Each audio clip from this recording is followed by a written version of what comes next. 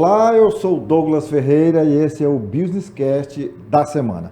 Hoje nós vamos conversar com um jornalista e advogado que também é influencer digital. Tem páginas nas redes sociais, já chegou a ter mais de 3,5 milhões de seguidores e que todos os dias alimenta essas páginas, fazendo análise do que acontece no Piauí, no Brasil e no mundo. Estou falando do jornalista e advogado Antônio de Deus. Com ele nós vamos falar sobre vários assuntos. Vamos falar sobre energia solar, vamos falar sobre as emendas parlamentares tão polêmicas, né? Essas emendas parlamentares.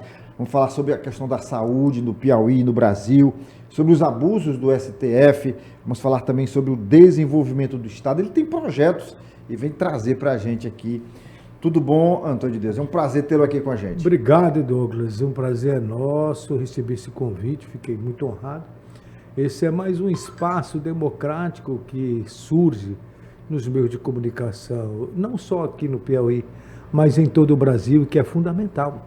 Perfeito. Para quebrar esse monopólio que sempre existiu no passado. Porque hoje, com as redes sociais, você sabe... É outro mundo, né? É outro mundo. É nesse lugar onde eu circulo. Não é à toa que estão querendo censurá-las, né? Eu acho que tem que ser regulamentado, não censurado. Uma coisa é você regulamentar, mas da forma que estão pensando aí, a impressão que passa é que querem censurar. E eu acho que as redes sociais, elas só têm essa penetração exatamente porque existe uma certa liberdade com relação à irresponsabilidade que se possa praticar nas redes. Nós temos todo o ordenamento jurídico aí já no ponto de agir, de punir, de contornar algum exagero, né? Mas Antônio de Deus Neto, né, Antônio? Antônio de Deus Neto, nasci lá em Inhuma, sou pertinho depois de Valência. Eu conheço a sua terra, Inhuma, conheço. Aqui no sul do Piauí. Mas tive muitas andanças na minha existência para Brasília, em São Paulo, que é onde você chegou a ter um programa direto de Brasília? Foi na Piauí, Antena capital 10, Brasília, era? Foi Conexão Brasília. Conexão Brasília. Foi com o Tony, foi um projeto muito inovador na época, mas era tão inovador para a época que faltou patrocinador.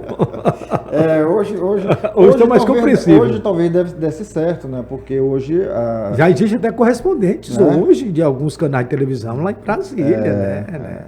É verdade. Fixos. Olha, vamos começar, Antônio de Deus, você com a sua experiência administrativa, com a sua visão política, com a sua bagagem jurídica, queria que você fizesse uma avaliação do que o Piauí vive hoje. Do que o Piauí vive hoje, em qual área que você está querendo que eu... Na área econômica desenvolvimentista. O Piauí está caminhando no rumo certo? O que tu vislumbra do Piauí nessa toada que nós estamos hoje? Eu acho que o Piauí não pode continuar indefinidamente figurando entre os 3 estados mais pobres. Olha, eu já sou um cidadão, já tenho um pouco de idade já. Eu não gosto de esconder a minha idade, já tenho 66 anos de idade. Eu estou pertinho, vou lhe pegar, eu estou com 63. Viu? Sou passado na casca do álcool, como diz o negócio. Então, desde menino, eu ouvia e lia que o Piauí figurava entre os 3 estados mais pobres, que é o Piauí, Maranhão e Paraíba, né? E eu cheguei a essa minha idade, como eu estou dizendo, e continua essa questão. A mesma coisa. O que é que está acontecendo com a economia do Piauí? A economia do Piauí, ela foi o quê? Ela foi resgatada por velhas oligarquias. Eu me lembro que quando... eu sou um cidadão que já circulei em todos os governos, como técnico, como jornalista também, já sou antigo, né? Tanto da direita como da esquerda, que nós já conhecemos profundamente quem são os personagens do estado do Piauí.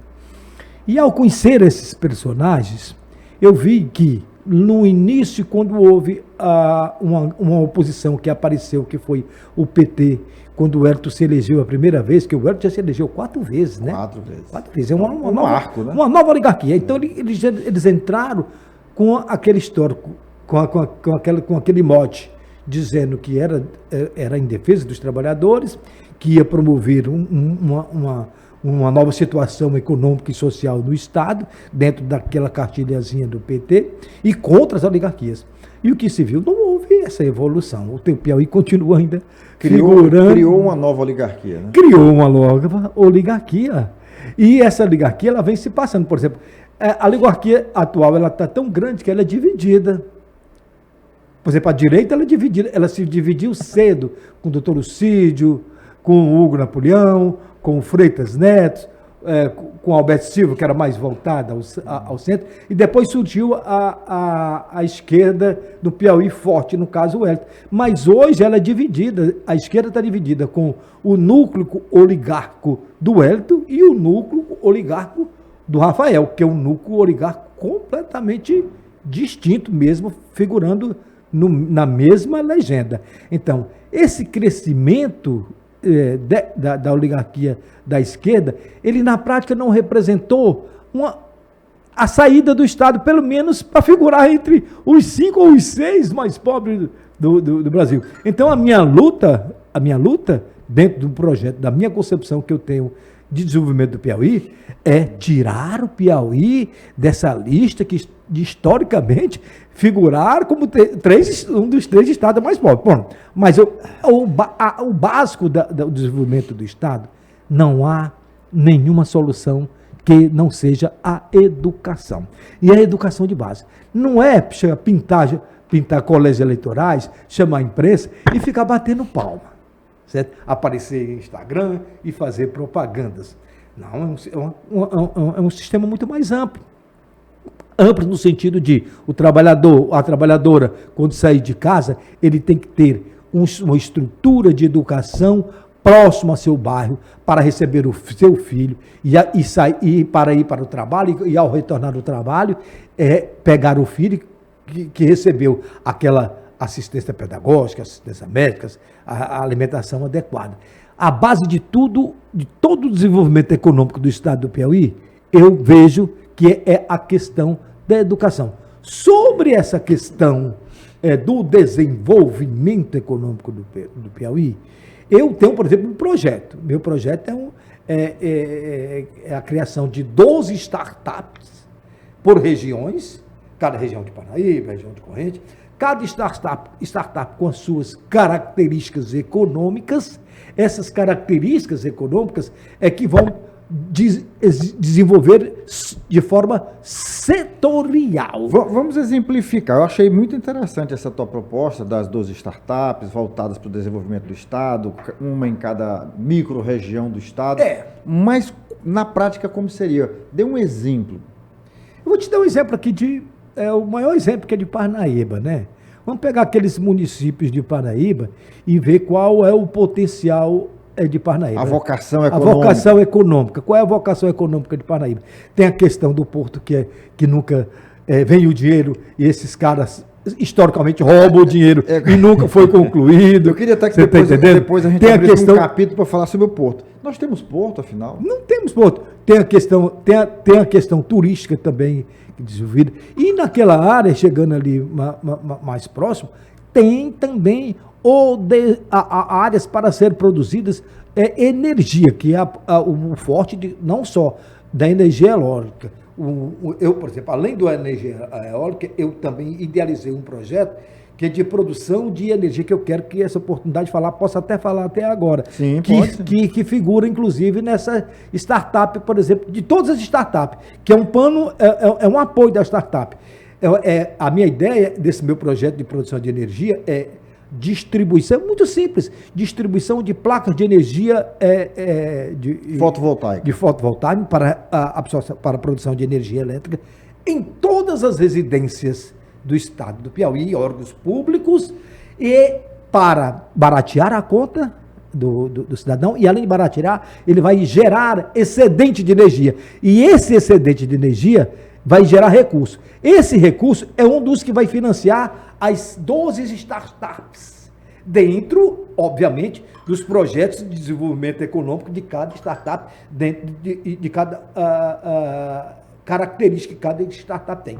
Vamos pegar outro exemplo mais distinto, aquela startup de Sônia Raimundo Nonato. Você imagina nós utilizarmos a tecnologia, a força do algoritmo, a inteligência artificial, com imagens de toda a representatividade, de como aquilo tudo foi formado, de como aconteceu, mas imagem para colocar o cidadão interagindo não só com aquelas pedras que estão lá, com as imagens tridimensionais.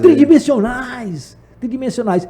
São essas coisas pontuais. O lítio, por exemplo, que existe em outras regiões do Piauí, estariam também sendo desenvolvido numa startup, não como a exportação de insumos, mas saber como nós podemos aproveitar essa produção. Por exemplo, o lítio, ele é um dos principais insumos para a produção de baterias que alimentam a inteligência artificial. Então, é essa questão que eu defendo. O desenvolvimento do estado do Piauí, a partir de 12 startups. E no fundo do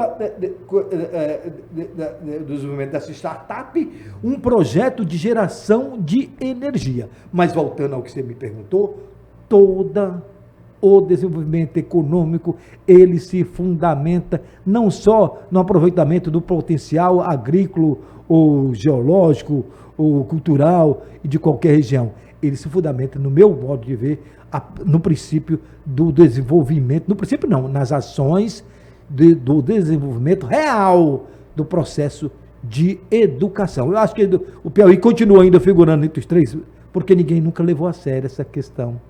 A educação aqui é precária, meu irmão. É verdade. É muito precária. Não existe internet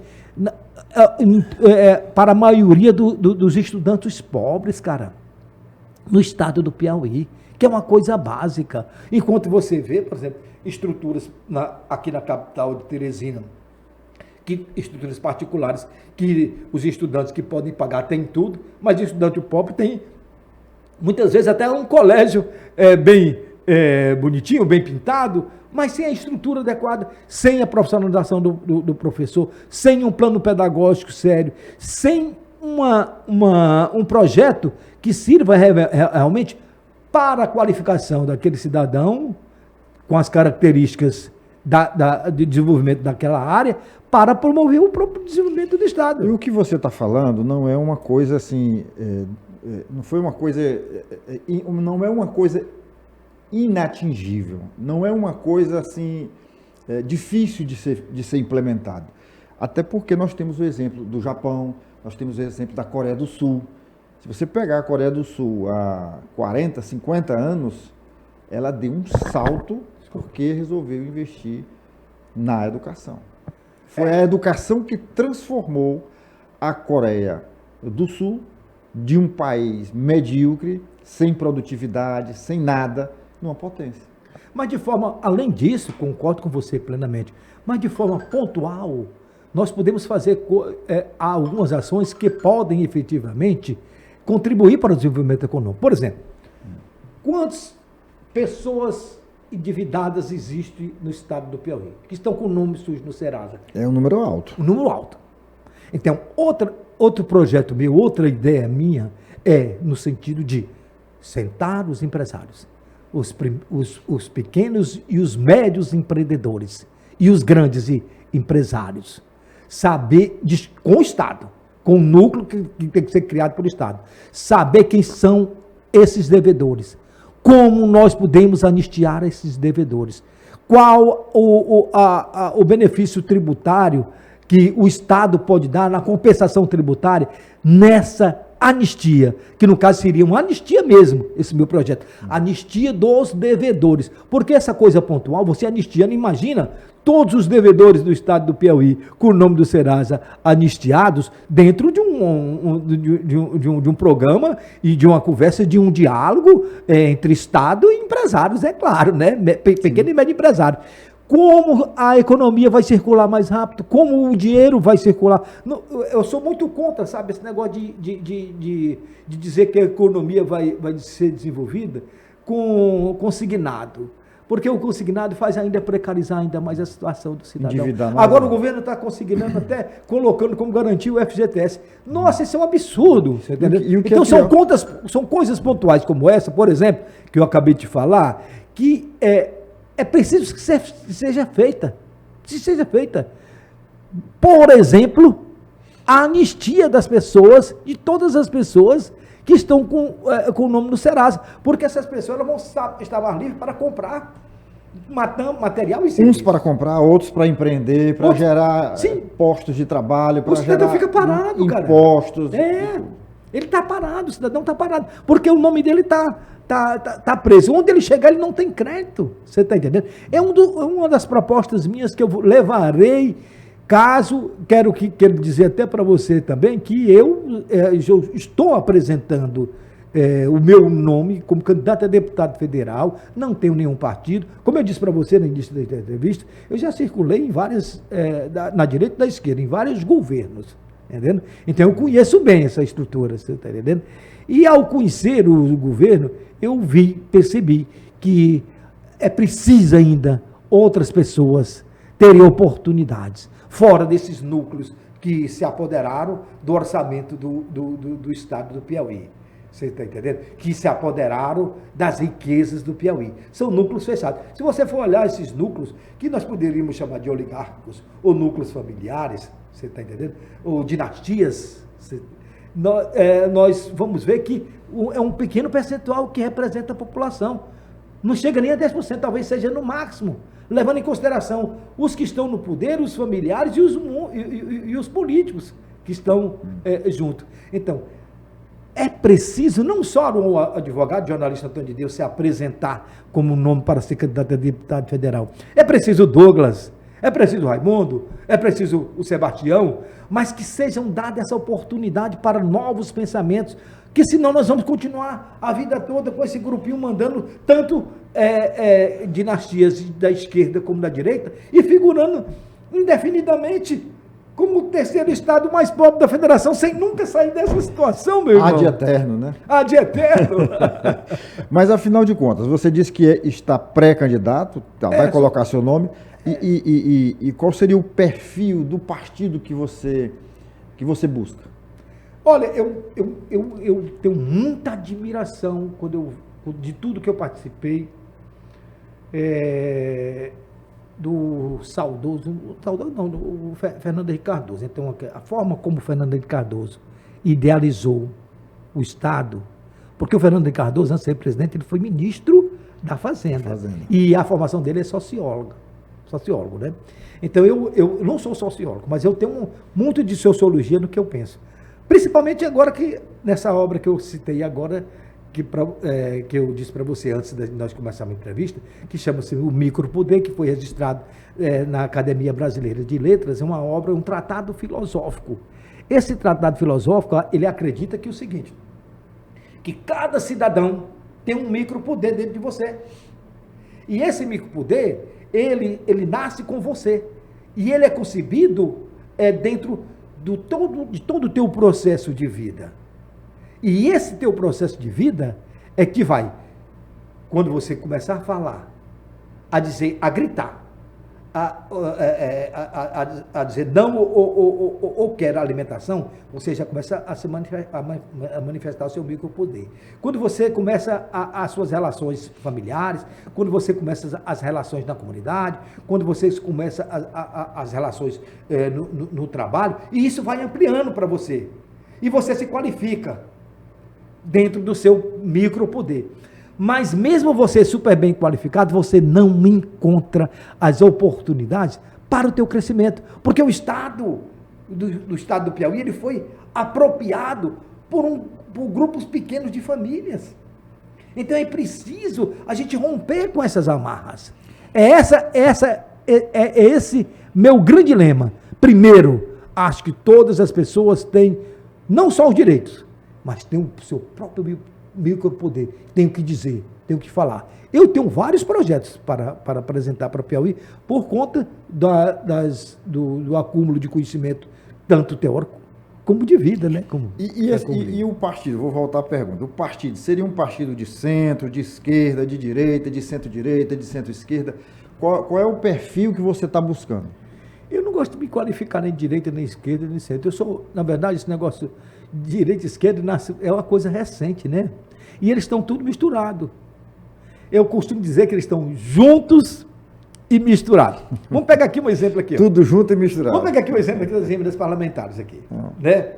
As emendas parlamentares, que é uma coisa muito criticada hoje no Brasil, não é isso? Sim. As emendas parlamentares são recebidas por deputados da direita e da esquerda. E esse recurso é repassado pelo presidente da República, que é da esquerda. Você entende? E esses recursos repassados para esses municípios, no caso, eles precisam, inclusive, ser fiscalizados. É outra coisa que eu defendo, que não só presa essa dicotomia direita ou esquerda, é que esses recursos, por exemplo, das emendas parlamentares, eles são bons para o Estado, sim, claro, né? Salvo engano, outro dia teve um político aqui sério, e ele disse que felizmente existem essas emendas, mesmo com tantas críticas, porque, segundo ele, são os recursos que estão conseguindo chegar ao Piauí, aos municípios, são esses recursos das emendas. Sim, mas por que existe essa crítica? Porque não há transparência. Sim, precisa ser fiscalizado. Então, sem essa transparência, quando o deputado destina esse recurso para o prefeito, nós não sabemos quem é o prefeito. E quando o prefeito recebe, nós não sabemos como foi feita a licitação.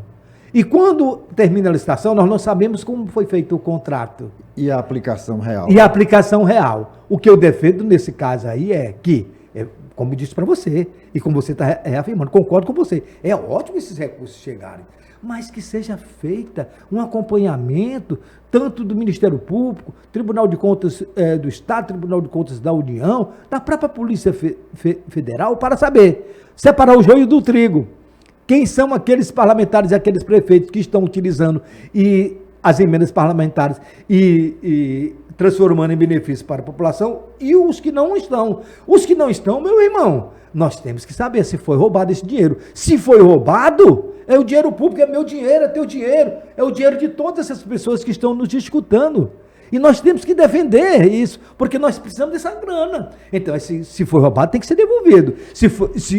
E os que foram devolvidos, tem que ser reaplicado em benefício da população. É essa a questão. Voltando ao que você me perguntou, eu não me caracterizo nem de direita nem de esquerda. Eu sou muito parecido, só para concluir, nessa linha do Fernando Henrique Cardoso, que é uma linha mais que mistura um pouco tanto dos princípios sociais que são contidos na esquerda, como os princípios liberais que existem na direita, que, por exemplo, que é a diminuição do Estado, que essa é uma questão, a forma como, olha, o Paulo Guedes, para mim, é um dos grandes ministros da economia que houve no Brasil. Ele nem se compara. Vamos comparar o Paulo Guedes com o Haddad. Não tem comparação, você está entendendo? Então, são coisas que a gente tem que misturar. Misturar o que é de bom da esquerda e da direita. Aqui no Piauí é a mesma coisa. Aqui a gente está dividido. É preciso surgir um nome novo no Piauí. Ou antigas lideranças, mas com essa concepção. A maior concepção política hoje é a concepção do povo. É a concepção, porque o povo está numa situação precarizada.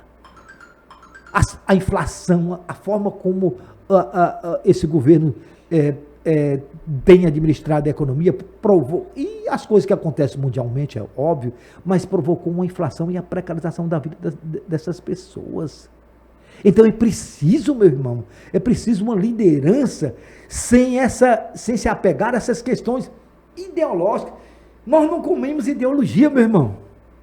Mas sofremos Nós comemos feijão, arroz mas sofremos e as carne. consequências dela. E sofremos as consequências dela. Deixa eu te pedir gravemente.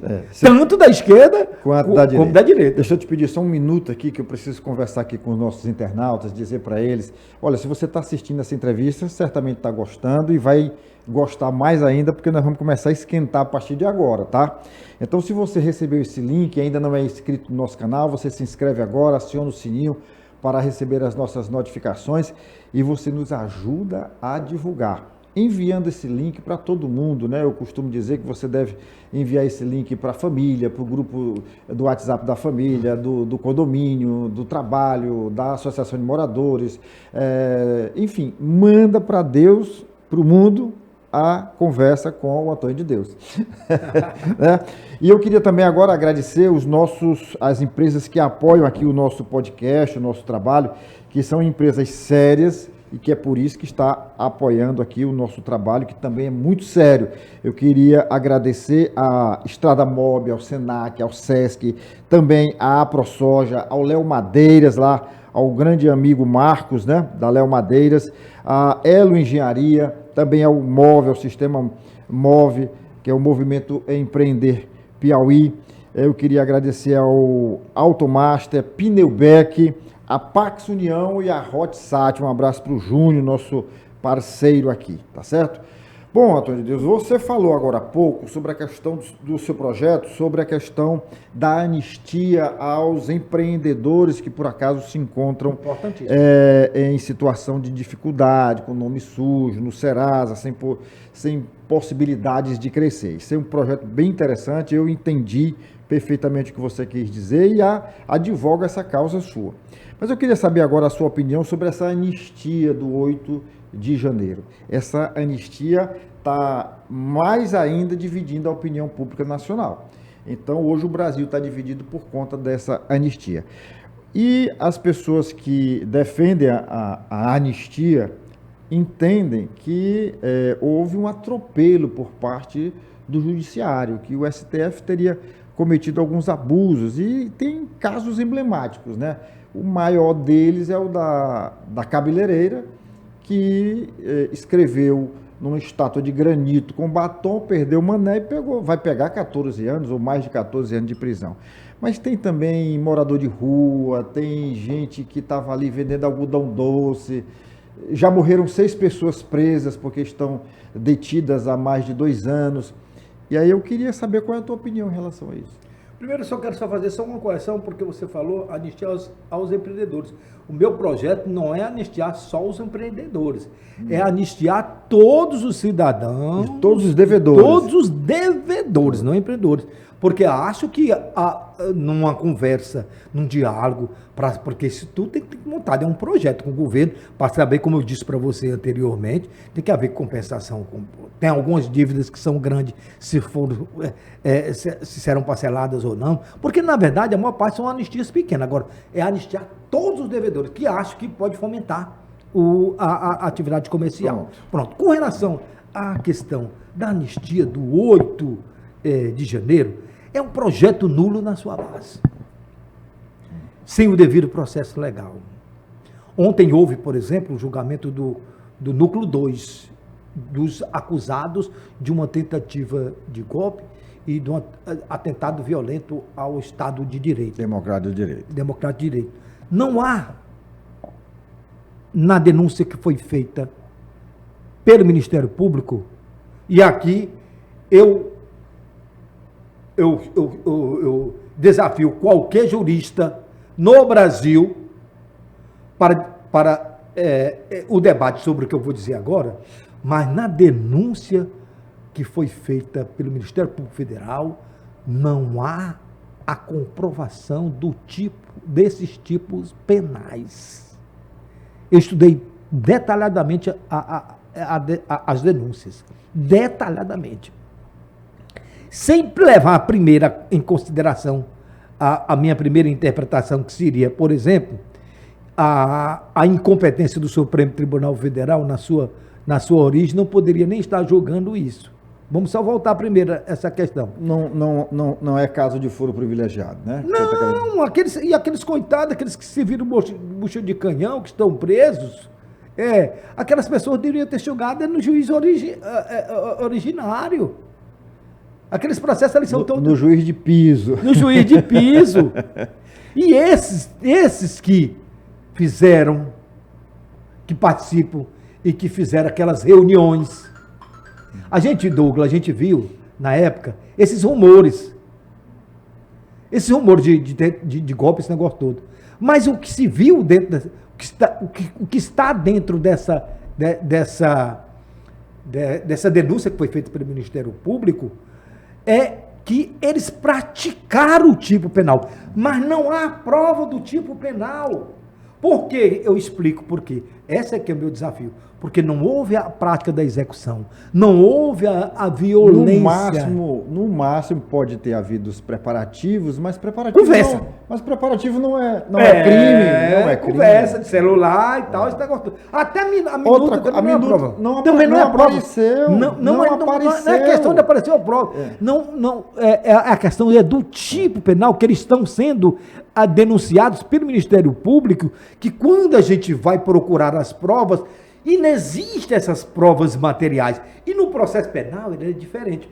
Você não pode julgar nem penalizar ninguém se não houver um tipo penal e as provas materiais. Você não pode fazer conjecturas, o que há muitas conjecturas. Agora, um absurdo que eu acho é o Supremo Tribunal Federal receber essa denúncia. Como é também um absurdo do Ministério Público Federal se utilizando de vínculos políticos em respostas, talvez, à sua indicação para o cargo, certo? Está falando do PGR, né? Da PGR. Fazer uma denúncia absolutamente política como essa. Está muito claro. Bolsonaro não é santo. O Lula também não é santo. Mas com relação a essa questão do julgamento do Bolsonaro, está muito claro. É perseguição política. E uma coisa muito séria, porque é a utilização do poder judiciário como instrumento do poder executivo. Você fere o princípio básico da democracia. E você vê no judiciário agindo de uma forma absolutamente autoritária. E isso sim que é um atentado violento, um atentado ao Estado democrático de direito, da forma, e gera inclusive insegurança jurídica, da forma como vem atuando o Supremo Tribunal Federal. É preocupante, viu? Muito preocupante. Quando a gente fala do Supremo, muitas pessoas se referem ao Supremo, mas às vezes para criticar a decisão de um de seus membros.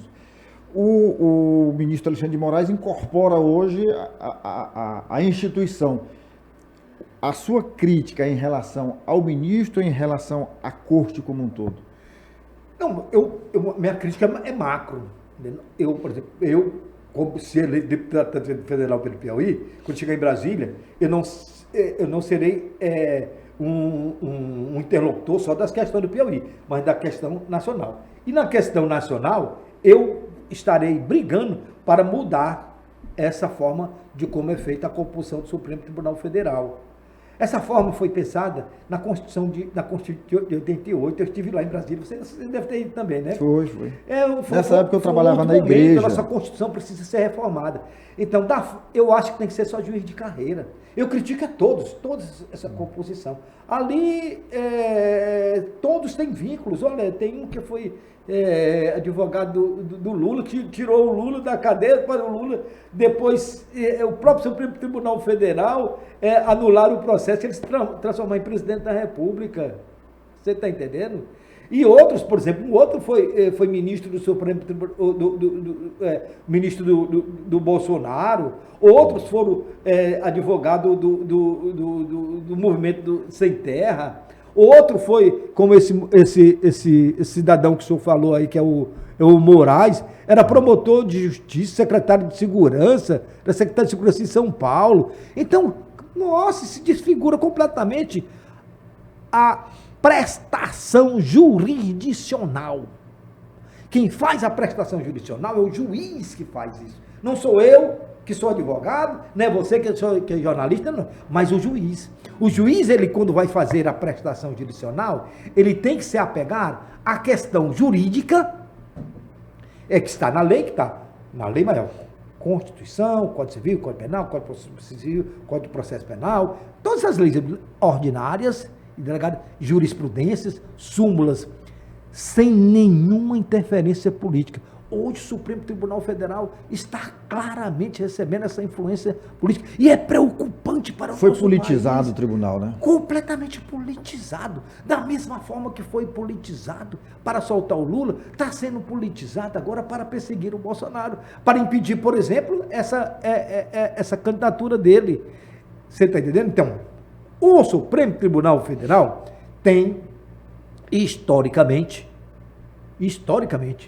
muitas prestações jurisdicionais que nós podemos aplaudir.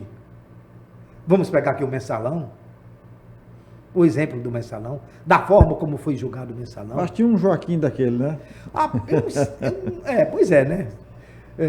Então eu vejo que para mudar essa estrutura não há como a gente continuar com essa forma de compulsão. Acho que tem que ser juízes de carreira e, além de juiz de carreira, submetido a dentro de uma avaliação que hoje, com a tecnologia que é disposta em cada celular nosso, que nós possamos, nós cidadãos, possamos também opinar na indicação daquele cidadão que vai exercer o maior cargo do judiciário no Brasil, que é o Supremo Tribunal Federal. Eu acho isso um absurdo. Tanto isso, não só o Supremo Tribunal Federal, mas a PGR também, que é a Procuradoria-Geral da República, a forma de indicação, a forma como o Ministério Público também se encontra, não só no plano federal, no plano estadual. Eu tenho algumas ações que eu faço como ativista político contra autoridades públicas, e quando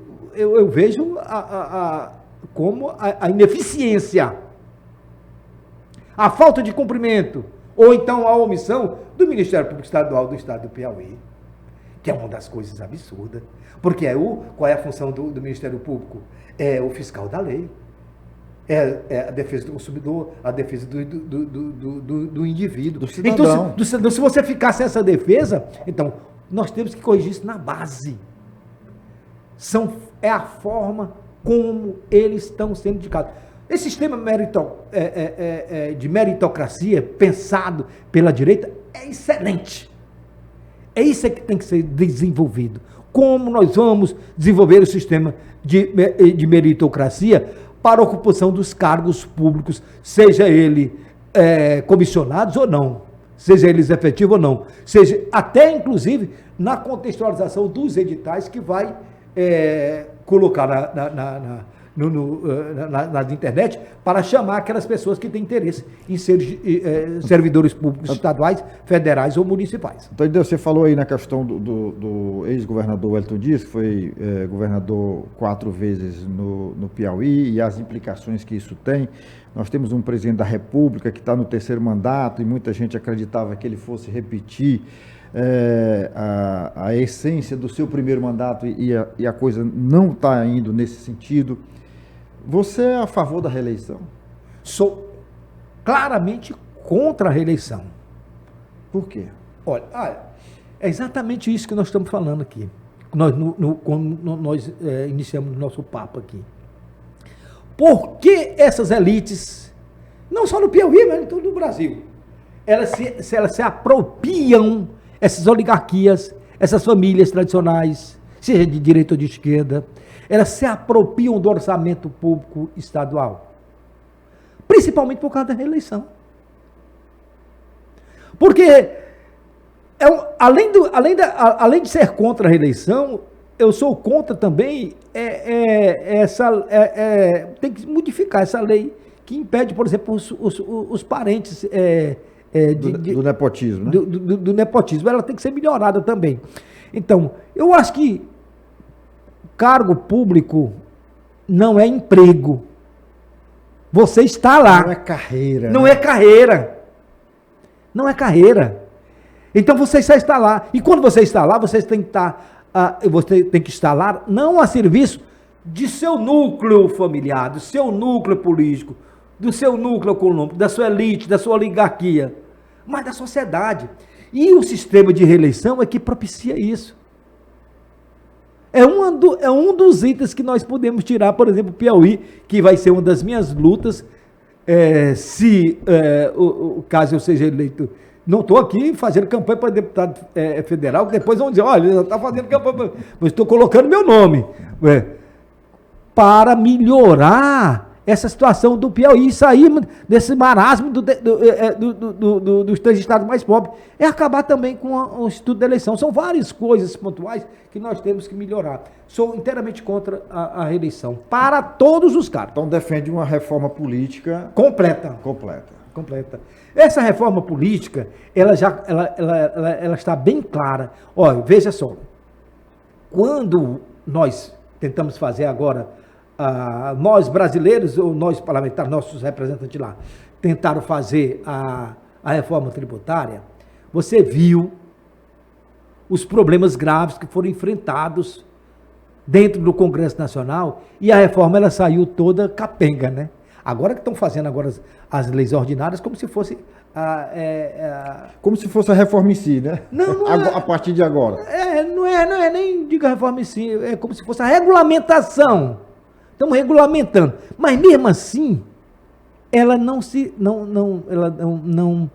não representa, certo? O ideal jurídico, econômico, comercial que precisa ser feito, porque também mexe com muitos interesses, né? Interesses de grandes aglomerados econômicos. E o grande problema é que ninguém quer perder, ninguém. Mas todo mundo quer ganhar e ninguém quer perder. Mas a Constituição, ela tem vários pontos, os primeiros 5 artigos os primeiros 4 artigos da Constituição são as cláusulas pétreas, o artigo 5º da Constituição, o artigo 5º que traz os direitos individuais e coletivos, o artigo 7º que traz os direitos sociais e várias outras coisas.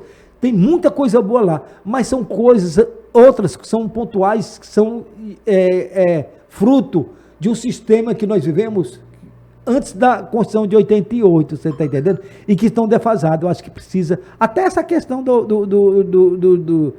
como judiciário, é preciso essa forma, como eu te falei que defendi, que é preciso mudar a forma da composição do Supremo Tribunal Federal, é lá na Constituição. Eu acho que precisa, sabe? Precisa de uma nova constituinte, no caso. Eu acho que precisaria. Era até bom para o povo se mobilizar, imagine, em torno de uma nova constituinte. O Brasil mudou, né? E o Brasil, e agora com a tecnologia, e agora com a inteligência artificial, tantas coisas bacanas que nós temos que colocar, porque a inteligência artificial e as redes sociais, a tecnologia, elas vieram para ficar, e é daqui para frente. E já estão aí. Existe sim os tipos penais civis para criminalizar as pessoas que cometeram crime nas redes sociais, etc. Mas é preciso uma regulamentação. Porque a lei, ela nasce. Como é que a lei nasce? A lei nasce dos nossos atos. A lei, ela vem de costumes, dos nossos costumes. Consuetudinários. Exatamente. E nós temos agora novos hábitos, novos costumes em torno das redes sociais. E esses novos hábitos e esses novos costumes, eles não são regulamentados. Agora, não é tirar o direito à liberdade de expressão. Por exemplo, mas esse é um risco. O meu medo em relação a isso é porque tem áreas, tem uma verdadeira legião de pessoas e de políticos querendo censurar as redes sociais. Não, mas é claro. Mas deixa eu te dizer, no meu caso, eu tinha 13.600.000 seguidores no Instagram, certo? Eu, de uma forma abrupta, sem o devido processo legal, sem o direito de resposta. É por isso que, agora eu estou entendendo, é por isso que você quer regulamentar, para que não ocorra esse tipo... De forma nenhuma. Rapaz, foi uma das coisas mais duras que eu senti na minha vida. Tiraram o meu direito de liberdade de expressão. E eu tive que começar do zero com outra página.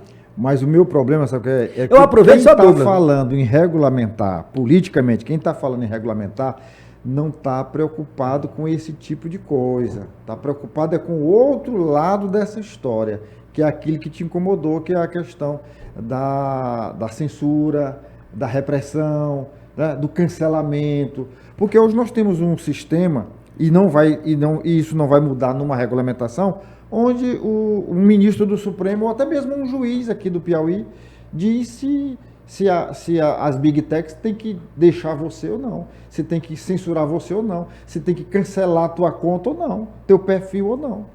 Entendeu? Não, o que eu vejo é o seguinte, eu acho que essa questão ela tem que ser abstraída da questão ideológica. O que impede uma boa regulamentação são questões ideológicas, são brigas ideológicas que a gente vê nas redes sociais. Mas nós encontramos nas redes sociais várias propostas, várias divulgações, milhões de páginas, a maioria das páginas, sem essa contextualização ideológica. Agora, ficar sem a regulamentação, ela é impossível, ela é impraticável. Ela é impraticável. Olha, até como o algoritmo é utilizado, isso tem que ser também regulamentado. O algoritmo, quem tem a chave do algoritmo é quem tem o poder. Então, isso está muito abstrato. Essas redes sociais, no mundo todo, os donos da Big Techs, no meu modo de ver, eles centralizaram muito poder em torno deles. Esse poder tem que ser descentralizado através da regulamentação, com obrigações para serem cumpridas tanto pelo usuário como pelo dono da Big Tech. E regulamento é necessário, vai ser necessário. Agora, a questão da liberdade de expressão, quando você vai formatar um texto, e a sociedade é que tem que formatar, certo? Essa regulamentação, que deve ser no Congresso Nacional. Eu acredito que esse Congresso assim está meio confuso. Eu acho que no Brasil precisaria ter a próxima eleição para que novos deputados, com novas cabeças, fizessem essa regulamentação, porque agora está uma dicotomia muito grande, direita e esquerda, e isso entra a questão ideológica que vai atrapalhar nessa regulamentação. Me preocupa muito. Olha, nós tivemos no ano passado a aprovação de um projeto final do ano passado, que proibia o uso de celulares nas escolas. O argumento era perfeito. O celular distrai as crianças, o celular tira a concentração, o celular isso, o celular aquilo, tá perfeito. Só que por trás desse discurso existiu e continua existindo, a preocupação não eram as crianças. A preocupação era não permitir que fosse registrado em sala de aula a doutrinação ideológica. Por quê? Porque antigamente o sujeito com um celular desse aqui, o professor começava a puxar saco para um político, para um presidente, para uma ideologia, o cara ligava e depois ia expô-lo nas redes sociais. Hoje, o professor doutrinador está livre para fazer o que quiser, porque nada vai impedi-lo, nada vai constrangê-lo. Então, o meu temor em relação à regulamentação das redes sociais é que o discurso pode ser mas a intenção com certeza vai ser outra. E o perigo é a censura. Porque, imagina, é terra sem lei. Será que é terra sem lei? Qualquer coisa que você fizer hoje na internet, você está passivo de processo. Seja por injúria, calúnia, difamação, pedofilia, está tudo amparado na lei. Não, eu acho que isso é regulamento. Eu discordo de você, eu acho que não está tudo amparado na lei. São as relações que existem dentro dos mecanismos que foram criados pelas Big Techs, as relações que são existentes hoje, principalmente nas redes sociais. Não só nas redes sociais, mas sites, inclusive, de vendas, como a Amazon e outros, você entendeu? É preciso uma regulamentação mais com espírito comercial, de organização. É porque você está, meu amigo Douglas, muito impregnado com essa questão da ideologia. Não peguei esse vírus. Tanto é que eu não tenho nenhum partido. Não está contaminado. Tanto é que eu não tenho nenhum partido. E outra coisa, eu tenho boas relações, tanto com o pessoal da direita como da esquerda, aqui Mas ou em Brasília, em qualquer lugar. Quando eu falo em questão de doutrinação ideológica, não estou me referindo a uma doutrinação da esquerda, uma doutrinação geral, de quem estiver no poder. Olha, no momento. eu estou entendendo o que você está falando. Por exemplo, quando o Bolsonaro era presidente da República, houve, não é doutrinação, houve um direcionamento do sistema educacional dentro dos princípios liberais. Sim. Empreendedorismo, que isso é importante, muito importante. Já ia dizendo o nome feio aqui. Sim. Agora no governo Lula, eles tiraram, eles fomentaram também, fomentaram as escolas militares, etc., porque é uma visão ideológica. Sim. E agora, o governo do Lula, foi negócio de pé de meia, são questões aumentando os recursos na área de educação, mas para obras de infraestrutura. O que está faltando, meu irmão, tanto na direita como na esquerda, é um plano pedagógico nacional. Esse plano pedagógico nacional, ele tem que ter as ideias independente de lados. O desenvolvimento, ele é do micropoder, desenvolvimento do cidadão, do micropoder, daquele cidadão, lá dentro da individualidade da pessoa. E aquele cidadão é que vai ter autonomia, que vai ser empreendedor ou não empreendedor. Por exemplo, nós temos o problema dos mototáxis, os condutores. Os motoristas por aplicativo. Por aplicativos, que tem algumas pessoas que ficam defendendo, eles são autônomos, não, eles têm vínculo empregatício. Eu já vejo assim um meio termo com relação a isso. Tem alguns que têm o espírito empreendedor e serão empreendedores, farão o próprio comércio. O empreendedorismo é importante. Se não houver patrão, onde estarão trabalhando os empregados? Mas também, dentro desse núcleo, também vai existir pessoas que não têm essa capacidade e nesse interesse de ser empreendedor e exercendo a mesma atividade. Mas tem que ter a garantia do FGTS, das férias, você está entendendo?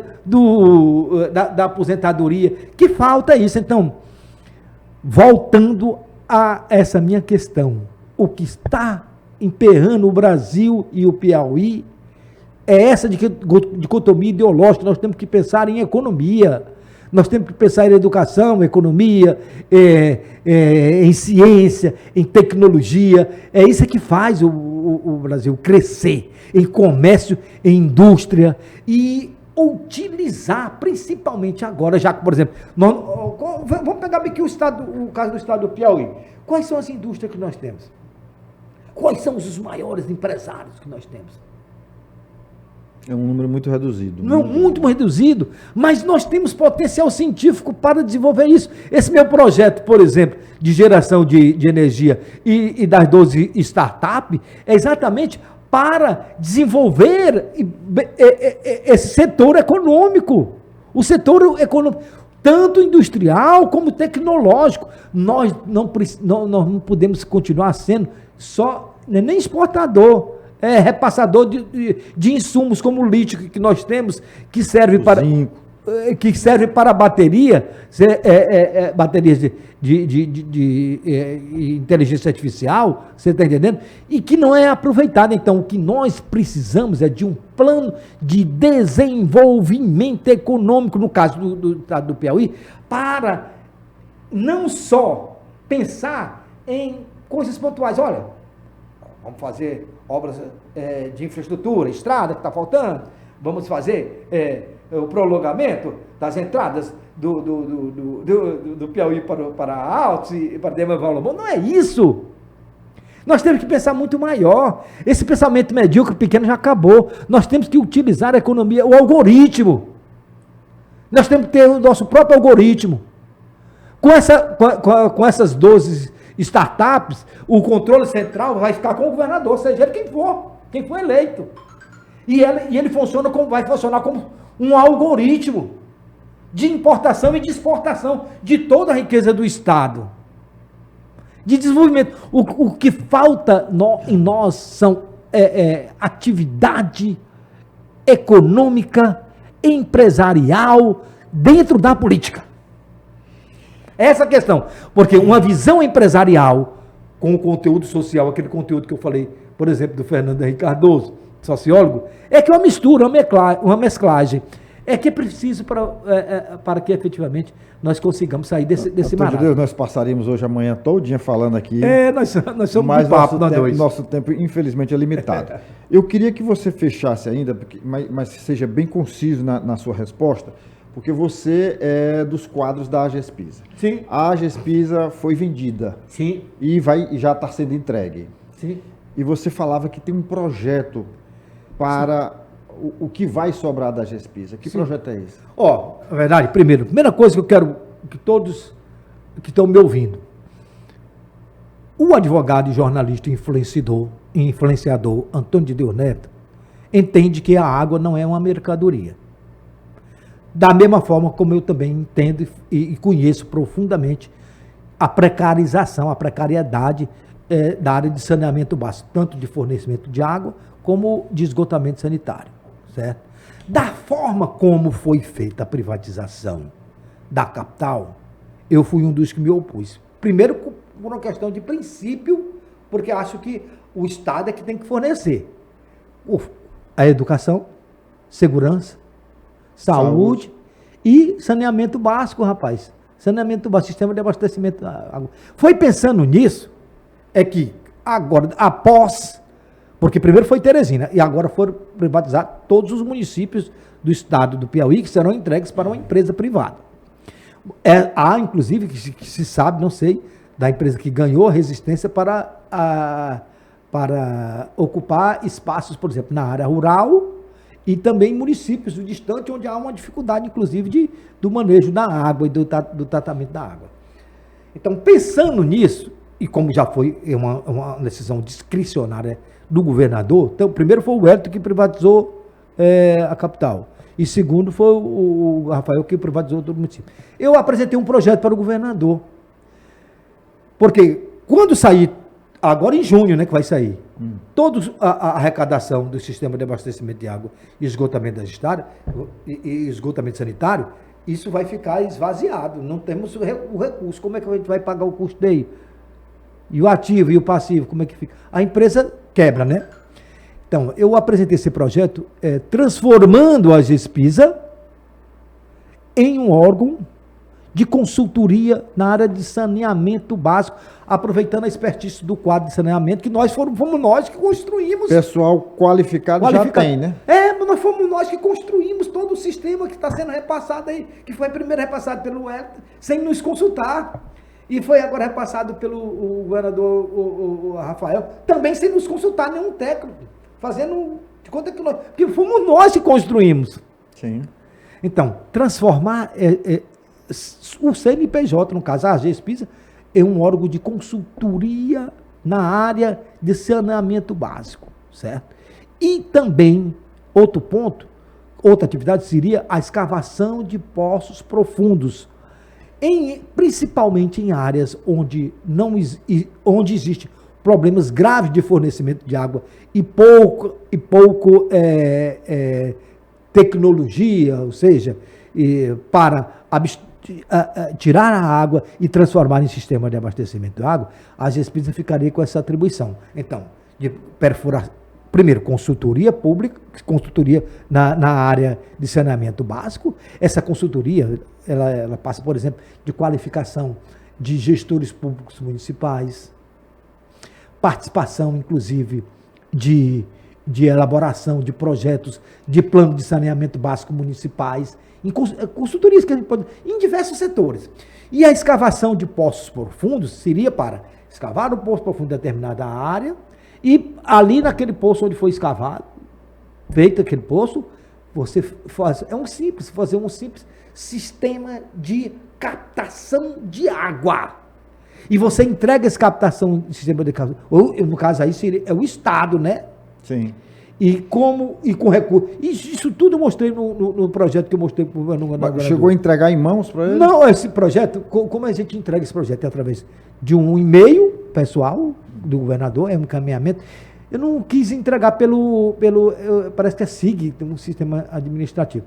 Aí você também fica tendo um acompanhamento de um assessor do governador ligado ao governador. Então, o Estado já tomou conhecimento desse projeto. O governador já tomou conhecimento desse projeto, mas até o momento nenhuma resposta foi dada. Essa que é outra questão. Agora, você que está me ouvindo, se você está pagando água cara, não esqueça nunca. Não esqueça nunca isso. A água que você recebia até pouco tempo atrás era o Estado do Piauí, que é uma figura abstrata. O Estado somos nós. Nós é que fazemos a captação da água, o tratamento e distribuía. Havia tarifa social e havia todo um tratamento diferenciado. Você está entendendo? E tudo que nós distribuímos do chão que foi passado para a empresa privada, fomos nós construindo. Então, se você passou a pagar uma conta mais cara? Você é o responsável também por estar pagando a conta cara. Porque você foi que elegeu esses caras que estão aí, que estão privatizando tudo. Da mesma forma, a luz. Se você está pagando a luz cara, você é o responsável. Não sou contra privatizações como princípio, por exemplo, dentro da área, não digo ideológica, mas da área econômica que é defendida pela direita. Por exemplo, o Paulo Guedes, eu acho um dos grandes caras. Entendeu? Mas acho que em algumas áreas, como saneamento, o Estado tem que manter, o Estado tem que, porque a água é um direito humano, a vida. Você sobrevive sem água, meu irmão? Jamais. Ninguém sobrevive sem água. A gente está aqui conversando, toda hora está aqui. Eu já estou preocupado que a minha água acabou. Então é o seguinte, nós somos o que nós pensamos e o que nós fazemos. Esse Piauí não pode, de forma nenhuma, Douglas, continuar de forma indefinidamente, figurando como um dos 3 estados mais pobres da federação. E isso só vai mudar se nós mudarmos a nossa consciência, o nosso micropoder. E sabermos fazer novas escolhas. Novas escolhas. Mudança de mentalidade. Uma mudança de mentalidade. Olha, esses núcleos políticos que existem no Piauí, existem várias pessoas, tanto do lado da direita como da esquerda, capacitadíssimas para ocupar esses espaços. Isso independe mas são pessoas técnicas, pessoas que têm um espírito público, mas são qualificadas nessa contextualização atual com a inteligência artificial. Essa que é a questão. Então você, eu, Douglas, todos nós é que somos responsáveis para tirar esse Piauí do marasmo. Primeiro, com o nosso desenvolvimento pessoal do nosso micropoder. E esse micropoder nosso, que nós temos que desenvolver junto com os nossos familiares, com a nossa comunidade, e se você tiver uma maior capacidade, ampliar para o Estado, para ver se a gente constrói uma situação melhor financeira para essa população que continua ainda numa situação ainda hiper precarizada financeiramente e socialmente. E vulnerável. Meu querido, muito obrigado pela sua participação aqui, por ter aceito o nosso convite, por expor suas ideias de formas tão claras e de pensar o Piauí de forma, digamos, positiva. A gente se encontra na próxima semana. Obrigado.